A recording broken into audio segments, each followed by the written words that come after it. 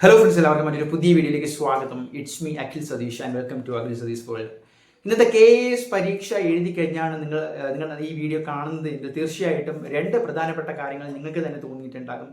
പരീക്ഷ ഒരു മോഡറേറ്റ് ലെവലായിരുന്നു. വളരെ പാടായിട്ടെന്നോ അല്ലെങ്കിൽ വളരെ ഈസി എന്നോ നമുക്ക് പറയാൻ പറ്റില്ല. രണ്ട് പേപ്പറും കൂടി കൺസിഡർ ചെയ്യുമ്പോൾ വളരെ ഒരു മോഡറേറ്റ് ലെവൽ തന്നെയായിരുന്നു. പക്ഷേ നിങ്ങളെല്ലാം മനസ്സിലാക്കേണ്ട ഒരു കാര്യമുണ്ട്. ഇതിന് മുമ്പ് നടന്ന KS പരീക്ഷയുടെ കട്ട് ഓഫ് മാർക്ക് നോക്കുകയാണെങ്കിൽ ടോട്ടൽ 100 + 100 200 മാർക്കിനാണ്. നമ്മുടെ UPSC പോലെ ഒന്ന് ക്വാളിഫയിങ് പേപ്പർ ഇത്ര 33% മതി, അങ്ങനെയല്ല. രണ്ടിൻ്റെയും മാർക്ക് കൂടി കൺസിഡർ ചെയ്തിട്ട് ടോട്ടൽ എടുത്തിട്ടാണ് അവർ നമ്മുടെ മാർക്ക് നോക്കുന്നത്. ഇപ്പോൾ കഴിഞ്ഞ വർഷം, അതായത് ഇതിന് മുമ്പ് നടന്ന KSൻ്റെ കട്ട് ഓഫ് എത്ര പേർക്കറിയാം? സ്ട്രീം 1 അത് 75, 74, 75 മാർക്കായിരുന്നു. അതായത് 275 മാർക്ക് മതി. നമുക്ക് ഒരു ആൻസർ തെറ്റിയാൽ 1/3 ആണ് പോകുന്നത്, നമുക്കറിയാം. അതായത് 3 ആൻസർ തെറ്റിയാലാണ് 1 മാർക്ക് പോകുന്നത്.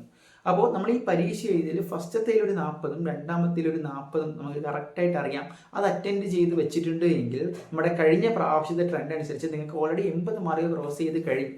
പക്ഷേ ഇത്തവണ ആ ഒരു കട്ട് ഓഫ് മാർക്ക് കൂടിയേക്കാം എന്ന റിപ്പോർട്ടുകളാണ് വരുന്നത്. കാരണം പരീക്ഷ കുറച്ചുകൂടി മോഡറേറ്റ് ആയതുകൊണ്ട് തന്നെ കുറച്ചുകൂടി കോമ്പറ്റീറ്റീവ് ആണ്. ഇപ്പോൾ ഉദ്യോഗാർത്ഥികളുടെ എണ്ണം കൂടിയിട്ടുണ്ട്.